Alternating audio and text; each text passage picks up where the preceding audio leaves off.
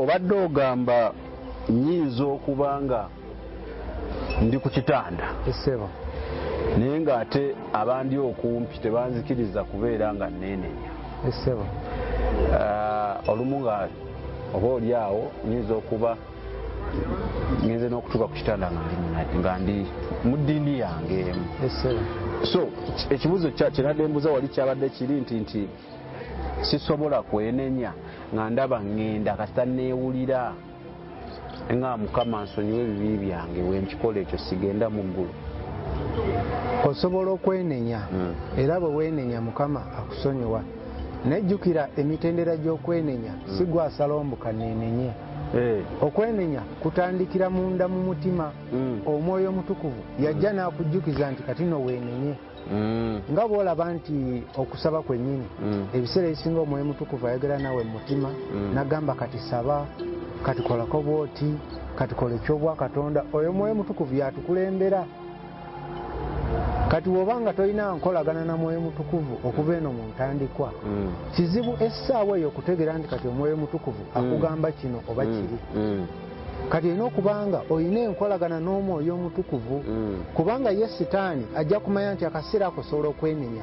Yakozese buli kimu ekikwetoolodde na buli omu okukwetoolodde alabe nti teweenenya.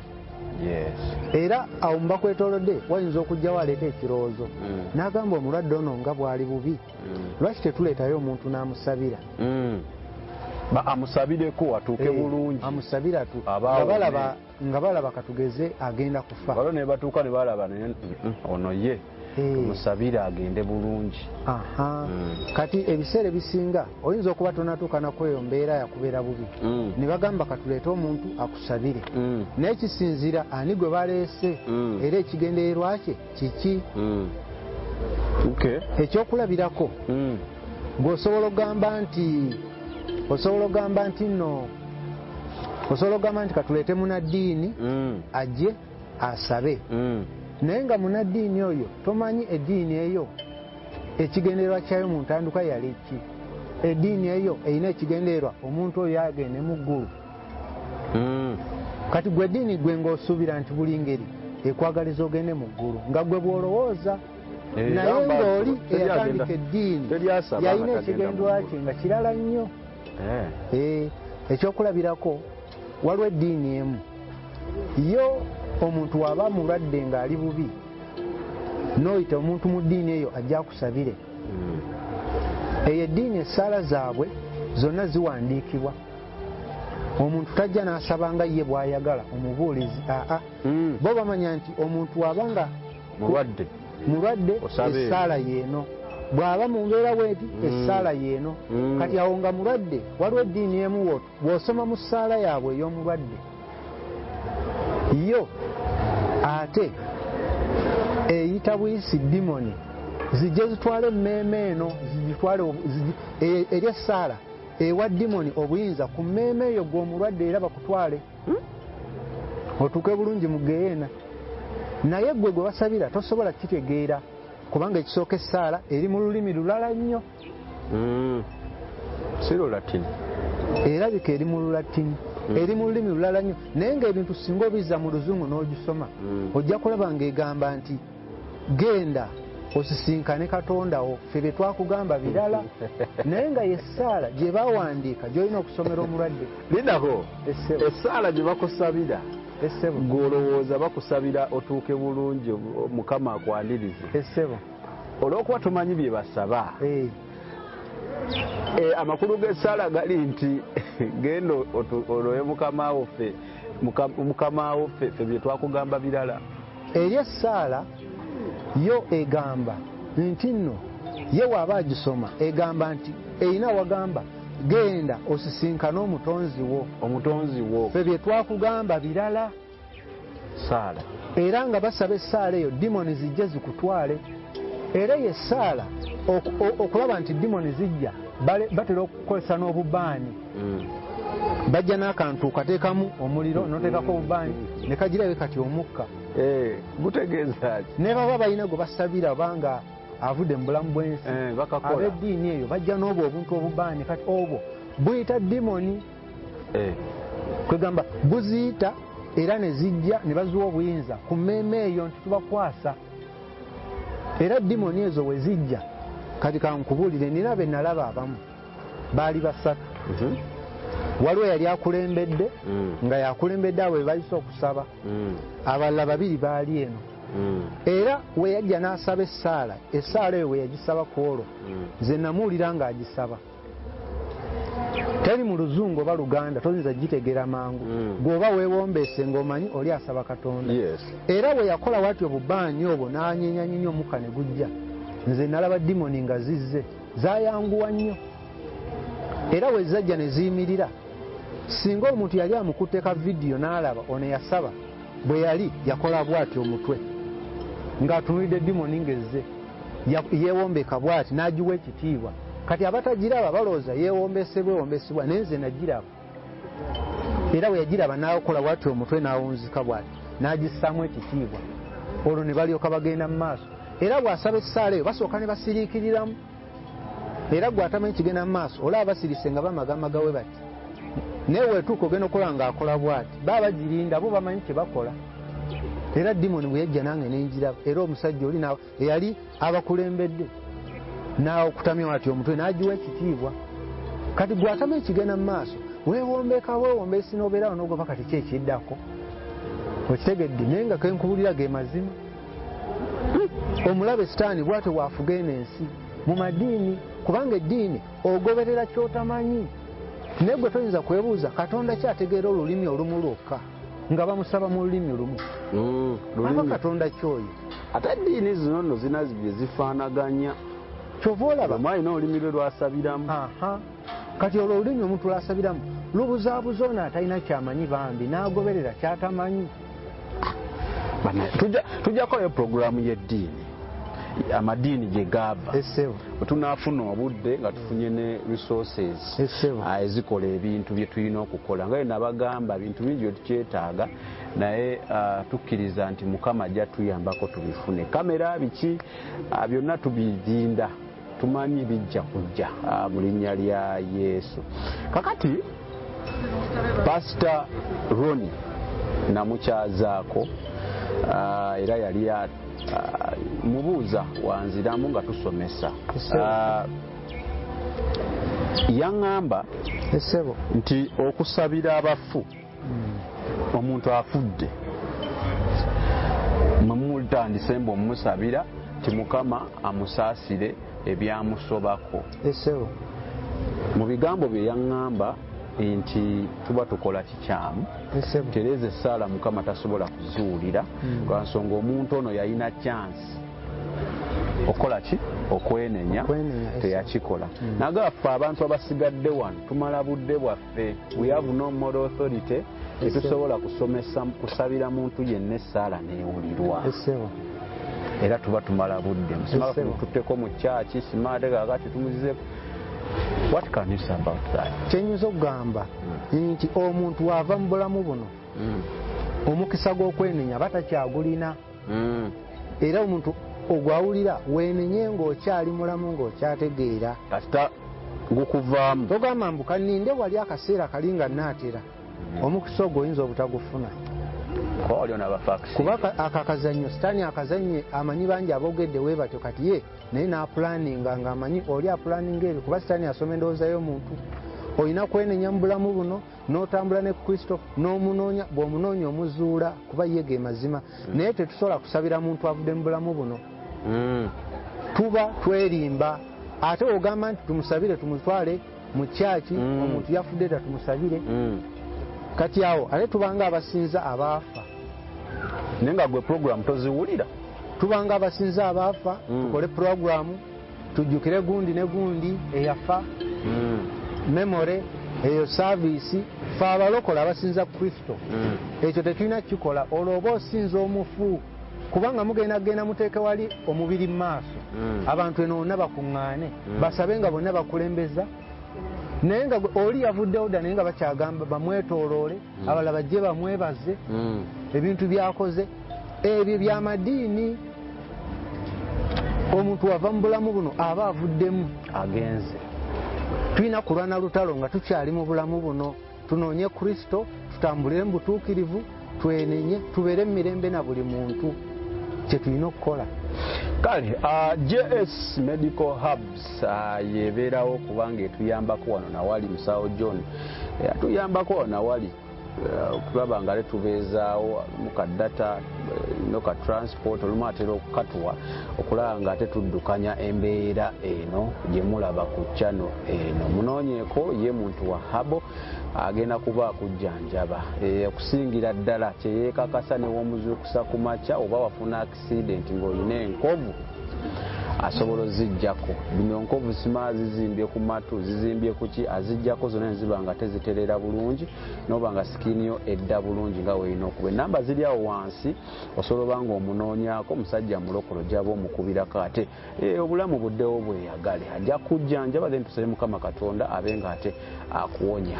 Then Denaya Events bagamba banoonyeeko ku kintu ky'okutimba omukolo gwo gubeere nga gulabika bulungi nnyo gubeere nga buli atuuka wagamba waawo neogera notekamu omukolo taddemu ssente zo nnyingi tebinyumye tugamba omusajja abadde kiso. Munoonyeeko tomutya lwakasente lwansonga bajeti yo gy'olina gye mutula wansi ne mukubaganya ebirowoozo okulaba nga ate omukolo mugujjayo bulungi. Ennamba ziri awo. Ku kamera olunaku lwaleero Charles yali ku kamera era nga ava wa mu C4 photography.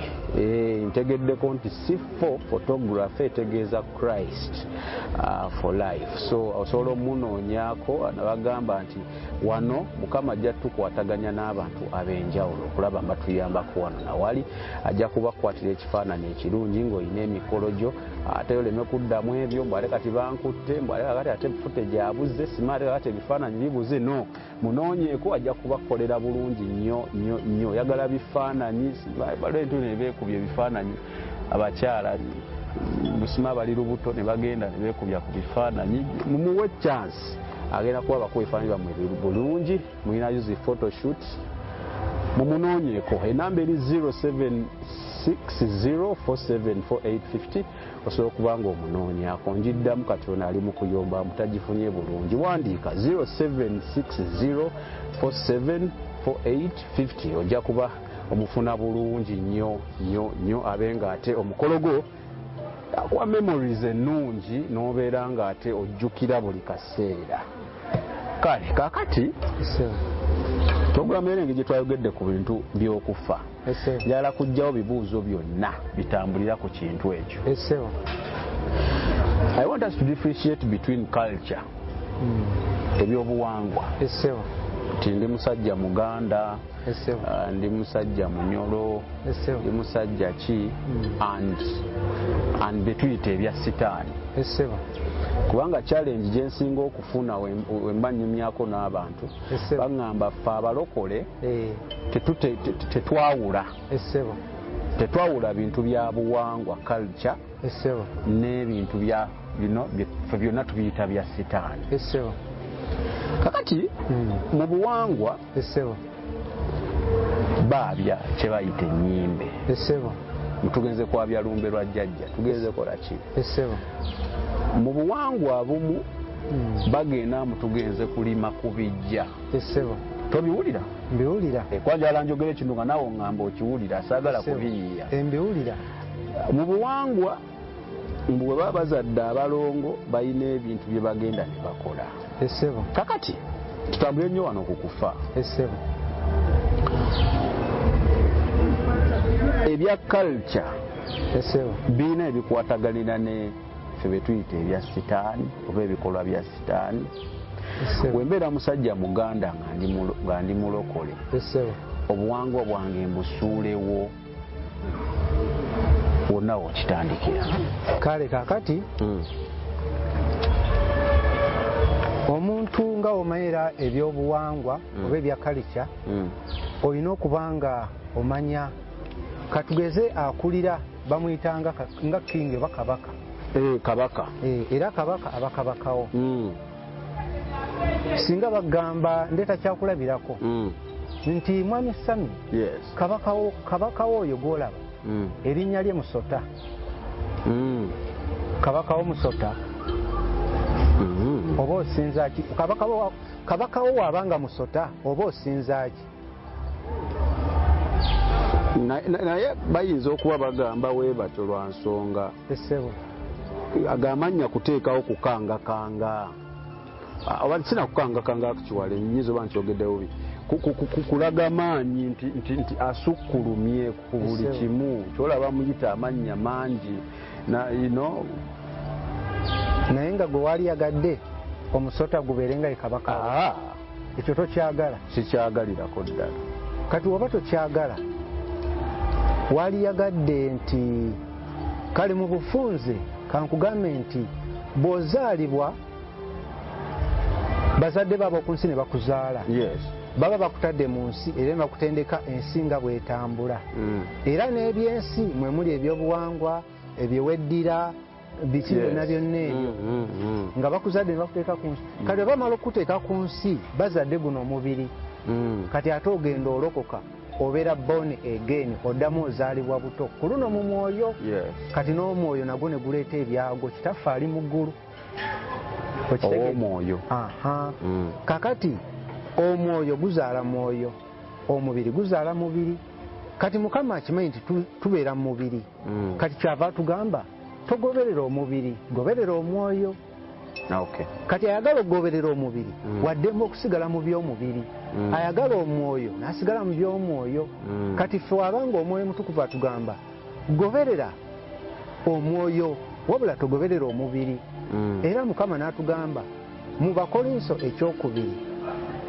2 Corinthians bw'olaba chapter 5 n'osoma verse 6 verse 7 verse 8 abakolinso ekyokubiri 5 olunya lw'omukaaga 7-8 ne bakugamba nti bw'obeera mu mubiri ewa Katonda oba toliiyo ate obeera mu mwoyo mu mubiri oba toliiyo kati okusalawo kuli eri ggwe oyagala obeere mu mubiri ng'ewa Katonda toliiyo oba obeere mu mwoyo nga mu mubiri toliiyo kati nga nze nga Joero nze nga nze neesalirawo neŋŋamba nze kambeere mu mwoyo kubanga mmanyi mu mwoyo waliyo obulamu obutaggwaawo naye omubiri gudda mu ttaka yensonga lwaki tusala netuga katugoberere ebyomwoyo wabula ebyomubiri tetubiwakanya wabula ffe tugamba katugoberere ebyomwoyo kubanga twazaalibwa ogwokubiri ne tuba kitonde kijja era yensonga yemu lwaki kati olaba obuwangwa tebuyinza kukkiriza akuzaala maamawo gw'olina okuyita maama ate n'ogamba omukazi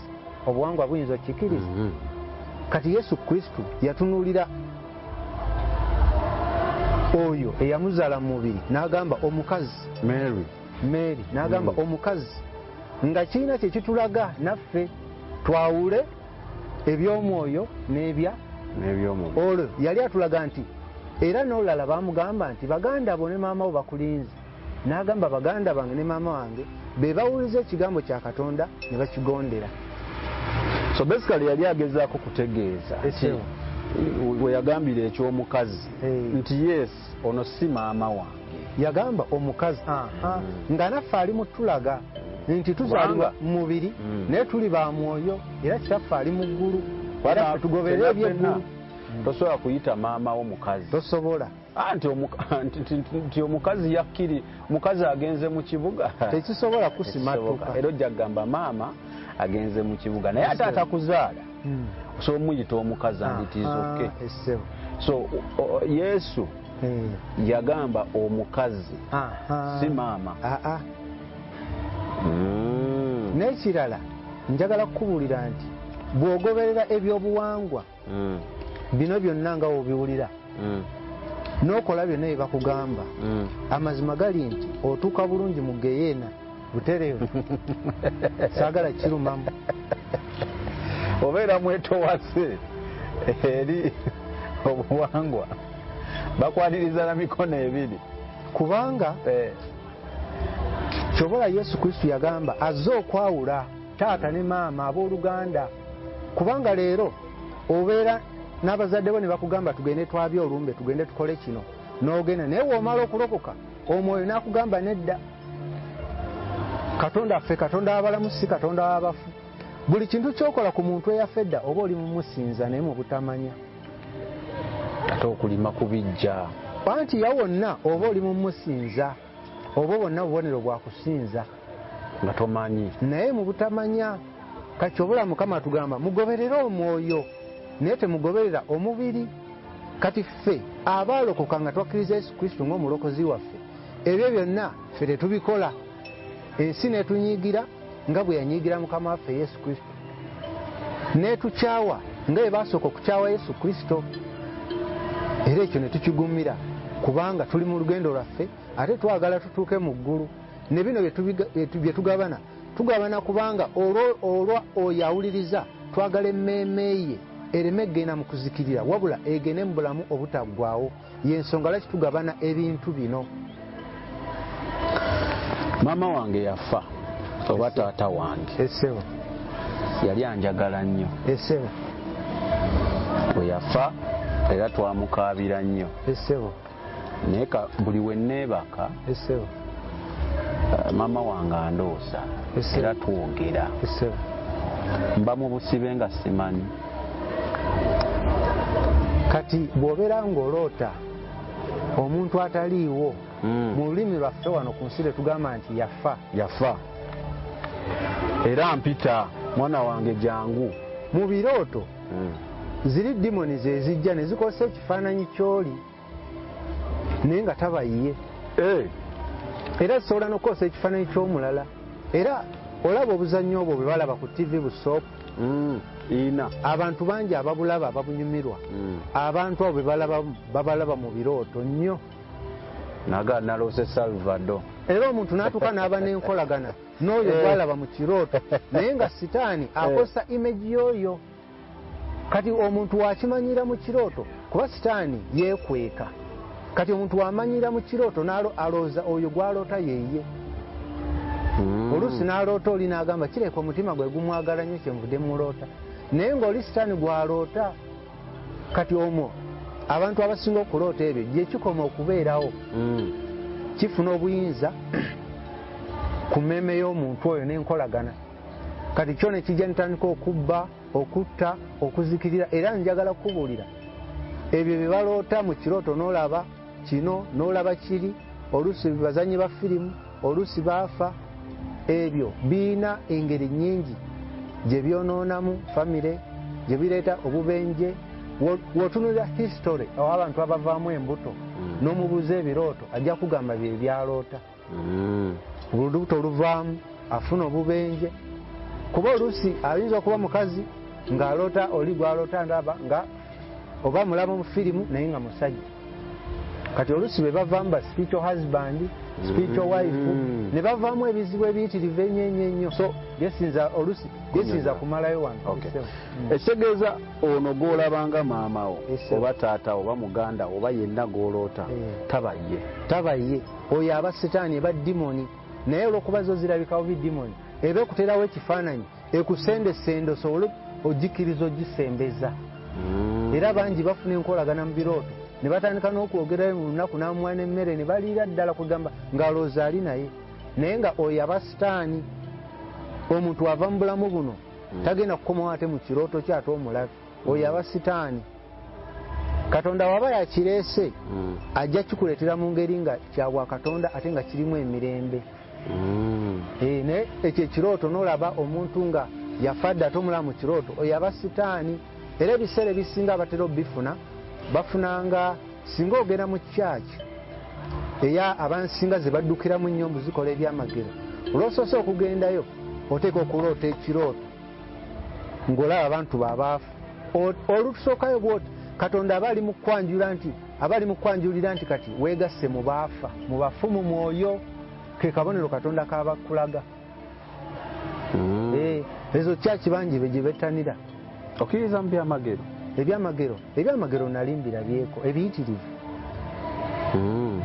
bibaawo. Lwaki buli kyamagero tukiwa sitaani ku nsi? Nedda. Sitaani akola okufuusa, akola magic. Essebo akolera ddala magic sitaani. Kati wakola magic gano amaaso gaffe ne galooza nti galabye ekyamagero. Ate n'ekirala oluusi kati gw'oyinza okuba ng'oyagala nnyo Katonda n'emmeeme yo, naye oluusi oli gw'owuliriza ye nga yava dda ku mulamwa. Kati n'ojja ng'olina ensonga yo ogitadde mu maaso ga Mukama naye nga ogendawo oli akusabire, Katonda nakkiriza owonyezebwe ku lw'okuweesa erinnya ly'ekitiibwa. Kyova olaba yatuwa ekyawandiikibwa ekigamba nti byonna bijja kukolebwa ku lw'obulungi bw'abo abamwagala. nakkiriza kibeewo ku lw'obulungi bwabo abamwagala naye ng'ono akyogereddemu kyangu okumusanga ku lunaku luli nga y'omu kubagamba Mukama nti twakola ebyamagero twakola kino nakiri n'agamba sibamanyi mugende ewa kitammwe sitaani sibamanyi. Okay, mwebale kubanga mulaba kanti waliwo omukisa guno okwebaza buli omu kuba omwaka kugenda kuggwako kituufu so okutula okwebaza bonna njala kwebaza bonna abatambudde na Unique Media okuva omwaka guno gwatandika bonna abasajja ba Katonda abazze batuula wano ku Unique Media okuba obubaka obw'enjawulo from omuweereza wa Katonda Kalyango, Pastor Ronnie, Pastor Eddie, Pastor Freddy, Pastor Simon n'abalala mwenna abaali bazzeeko wano okulaba nga mubaako kye musomesa. Mwebale nnyo, mwebale ddala okutambula naffe guno omwaka. Then neebaza buli omu funa amasimu mangi. Waliwo abankubiddeko eggulo banno njala kuyita pastor naye maama nenzijukira nti toli pastor saa kuwa kitiibwa kya bwereere. Omwezi wa Katonda waliwo abankubiddeko omu ali Washington yagambye akwagala nnyo era yandiyagadde okwatagana naawe kulaba ng'ategeera Katonda themmo. Yagambye ayinamu yaseerera oba n'agwa so akyagezaako kuhiiringa kuwona ndowooza ajja kunoonyaako. Then waliwo abalala abayagala era nabo okulaba abakwatagana naawe bali eyo nabo mu Amerika. So tubeebaza mwenna abasharinga message zaffe okulaba nga ate zituuka mu bifo ebyenjawulo ffe gye tutasobola kutuuka. Nabagamba nti buli ali ku channel eno wa mugaso kasita oba nga tonnakola bikuweebuula obeera wa mugaso. So mwenna abasharinga sola bamentioninga abali e UAE abali Bungereza abali mu Uganda wano naye nga musharinga tusanga obuntu bungi ku TikTok bonna n'ogaani yabusaze. Sibalinaako buzibu kubanga ne oba ku account yo olinako ba followers 10 kituyambako okulaba nga buli omu afuna n'abo abataano 10 basobola okuba bafuna message. So tubeebaza okomentinga ne mutugaidinga na buli kimu era maaso awo nja kubanyaniriza ku birowoozo engeri gye tuyinza okulaba nga tumekinga wa channel beta okulaba nga ate omwaka ogujja tusingawo wano wetuli. Kakati simanyi oba okyalinayo kyomaliriza ku kintu ky'okufa ekyo ekikyaliwo tusooke tukimalirize nga sinnagenda kuba kyembadde njala etumaliriza ekyo. Waliwo ebintu biringa nga bisatu byenjagala tukooneko nga byava mu bibuuzo. Then nekano kankayiseewo waliwo eyanvuma n'obusungu obungi ku channel okwo mu comments nga ngamba nti I think I'm feeling jealousy ku Kalyango lwaki sigaba namba ye. Kati kankiddemu wenti oyagala toyagala oba kikusanze oba tekikusanyusa sola kuteeka namba ya musajja ono mu comments. I can't do that. Naye ate sirina buzibu kuwa namba kasojja n'oyogera nange nendaba ng'oli njogera akatebe tugamba oli kiriya nja kuwa ennamba mwogere because naye sagala ate kuwa buli muntu namba gwe sinaba kwekakasa kugenda kukola ki kukono kumutawaanya kankiyite kutawaanya abwo buli omu aba yenooneza bibye abamu baba beenoonyeza byabwe. So munange wanyiigira bwereere ate era kyanyiiga because sijja giteekawo naye osobola okunnoonyaako na buli agala ennamba ya Kalyango nnoonyaako naye wonnoonyaako toŋŋamba bugambi hayi hello I want Kalyango's number. Sijja gikuwa nja kukubulutiikinga nkuleka awo. Amushuwa aboogedde nange bulungi mbawadde ennamba era boogera na teboogera naawe bakuba essimu ate bakuba ne mwogera. So leka twewe ekitiibwa nze okujjayo Kalyango nga yaŋŋambye nti ennamba kangiteekewo I can put it there oba waŋŋamba buli agisaba muwe nakyo nkisobola okitegeera. So leka tuleme kuba nange ndi muntu olumu wennaanyiiga ate naawe nja kujjayo so saagala tubere twewe ekitiibwa. Kakati oba oyinza okubuuza ebyo byobuuza tubiyitamu tusooke tubiyitemu, osobola obibuuza ne tubiyitamu kubanga anti bakimanya tumaleyo ng'oyagala omalayo tebikwatagana na kino. So manya tukimalirize then ndyoke ndeete biri because biri wenaabireeta somehow ojja kuyingira ate mu topic endala katale basaa tukubeena ate tukomewo sooke tumalirize kino okutandikira wali simanyi oba wadde okyeyongerayo wali nga tutuuse ku Aburahamu awo tutuukira then noono watulaze ti ye balina be bamuggalira ono atakkiriza Katonda naye bano katugende ne bano abakkiriza Katonda kuba kyemmanyi bano abatakkiriza Katonda bo bakomaawo emiggo ne gikaabira awo. Abatakkiriza paka geyeeno babeera mu spiritual world paka ekiseera kyabwe ekituufu ekyateekebwateekebwa ne bali kuba waliwo ava mu bulamu bw'ensi eno nga si ke kaseera ko akabadde katuuse abo gye bali mu makomera gaabwe mu spiritual world gye bali era spiritual world abantu bangi naddala abava mu kizikiza bagendayo omulaba abayigiriza engeri gye bava mu mubiri guno bagendayo nga bebakomawo era naye wafaanana ng'eno ensi bw'ogiraba naye tekinologi aliyo tannabeera wano ku nsi era ebintu bingi ebiriyo bisooka kubeera eri ne bijja wano. Kati waliwo tawa emu gye bayita Eiffel Tower. Eyo Eiffel Tower yali tennabeerayo mu France eri nga gyeri era nga bagiyita Eiffel Tower era ng'efaanana bw'etyo ng'eye France naye erina kyesinza nedda kwegamba tekinologi eri balina tekinologi ebintu bisooka eri ne bijja wano. Kati obwakabaka bwa sitaani bwe butyo bujja ku nsi baleeta eri sitaani byalina byaleeta wano era bano bagendayo okufuna amaanyi kufuna n'ebirala obugagga bwe batuuka eri ne balaba obulungi obuliyo ne babalimba nti sitaani agenda kukyusa ensi eno yonna abakole ensi empya efaanana ng'eri naye nga ekituufu nti eri kyebalaba si bwe kiri wabula oli mu magic nga wonaalaba illusion nti otunula bw'otu kumba ebyolaba tebiri nawo okitegedde. Kati ye n'abalimbira awo naye ng'ensi gyeri terina musana erina jasi ekiringa omwezi nga kimyufu ng'erina bagambye amannya nga Red Sun gye gava era ng'eri dimoni oziraba nga zitambula era osanga n'omuntu ng'omumanyi n'atambula naye walinga nga olaba ekibuga bakola buli kimu kyolaba bano basanyuka bano basoma amawulire naye ng'ebisinga ebiri eri illusion si bya ddala. Waliyo factories waliyo ki naye ng'eyo spiritual world si ggulu ate si geyeena naye ng'olabayo abo abatagenze wa Aburahamu we babeera abatagenze abogenda mu geyeena bangi basookera awo era ne balwawo paka ku kiseera kye Katonda kye yateekateeka n'alyoka avaawo n'alyoka agenda mu geyeena.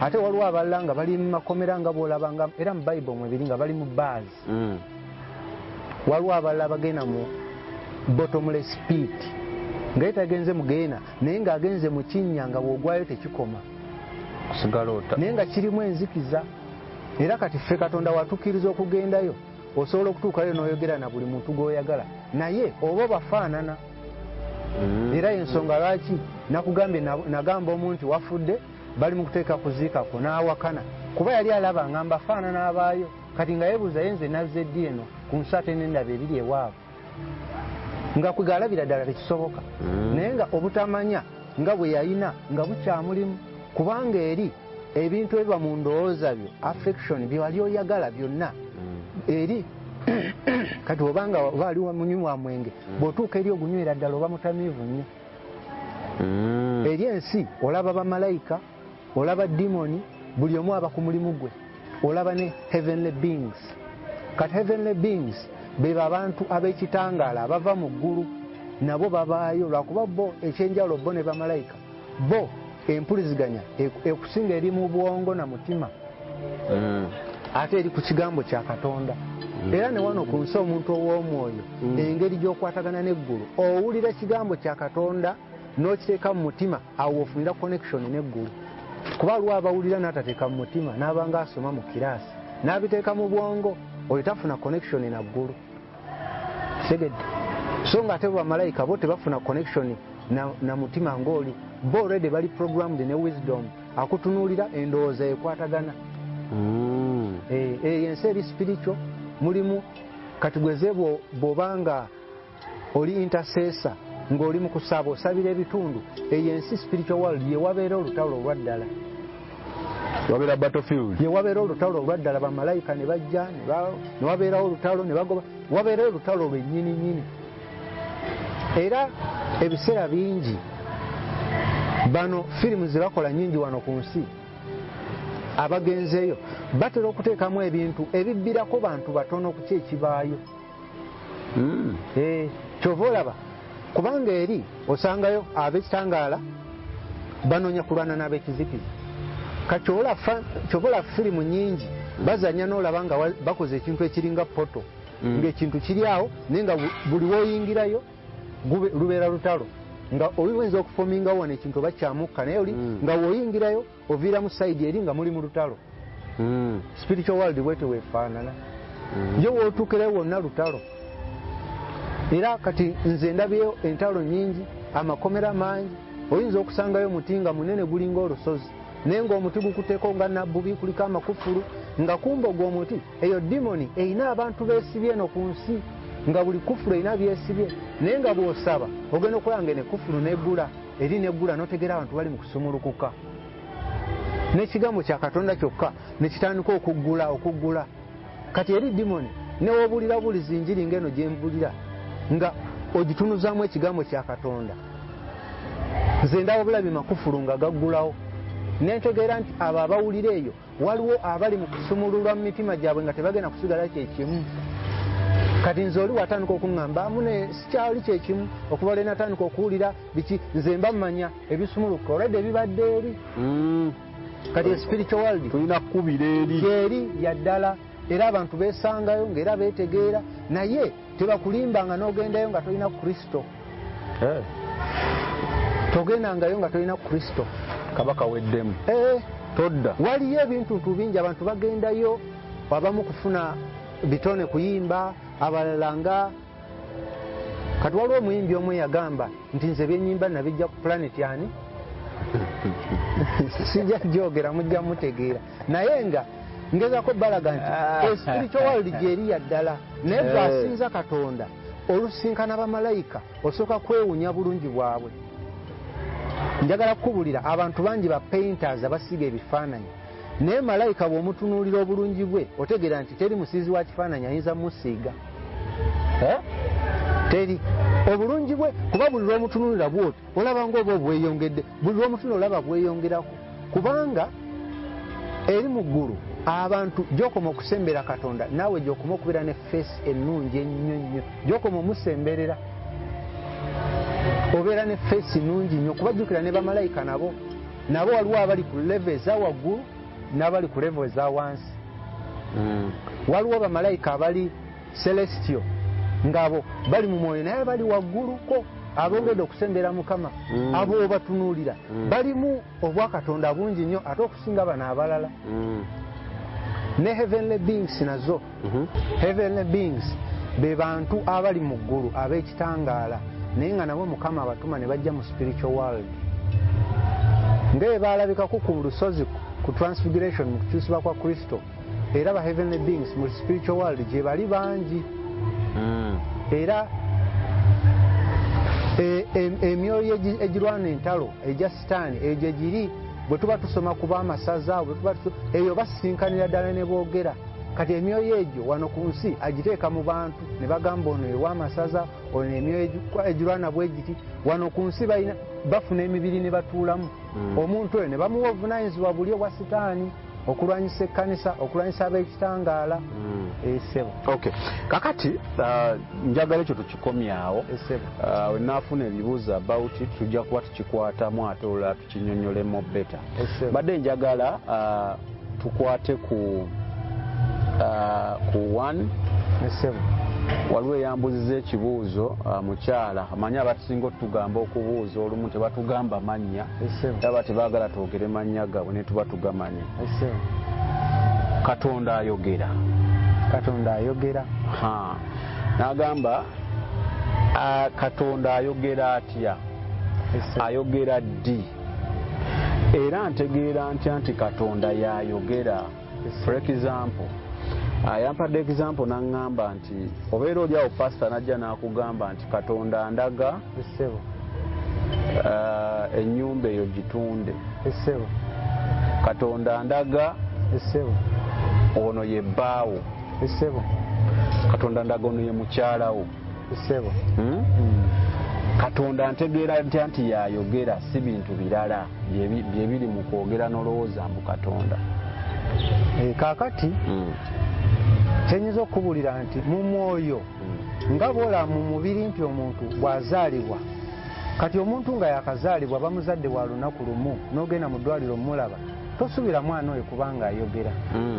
Ate era tosuubira ku mwana oyo kuba nti oyogera n'awulira. Si bwe kiri? Omwana omuto gwe bazadde mu mubiri atandikira ku mata era batandika na kumuyonsa, tebamuwa mmere, tosobola muwa nnyama. Kati ne mu mwoyo omuto bwe tusoma mu Peetero olaba mu mwoyo omuto batugamba muwa mata omuto. Kati n'okuwulira nakwo kisinzira omuntu eddaala ly'azzaakula mu mwoyo. Olina eddaala ly'otuukako n'otandika okuwulira. Kati omuto ajja kuwulira ebya Katonda nti Katonda ayogera, agambe nze nga sinnamuwulira, naye nga mu mwoyo abadde muto. Nga olaba we tusoma mu Bagalaatiya 4 okuva ku lusooka batugamba omuto tebasobola muwa buvunaanyizibwa waka kubanga aba akyali muto, wabula n'omuddu ewaka aba amusinga olw'okuba nti muto.